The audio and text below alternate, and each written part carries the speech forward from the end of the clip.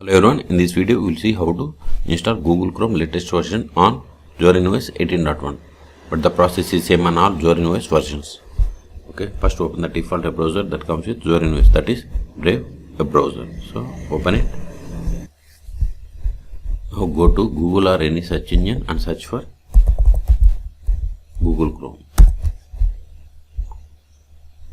Download Google Chrome.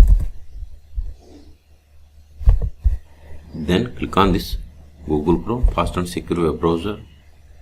Click on download Chrome. Then select .debian package for the Zorin OS. Then click on accept and install.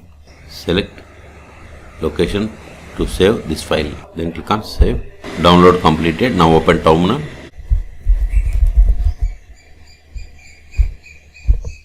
Now go to downloads. ls.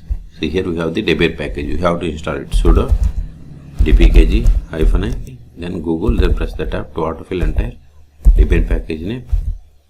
Hit enter. Provide the password of the currently logged in user, which must be the sudo user.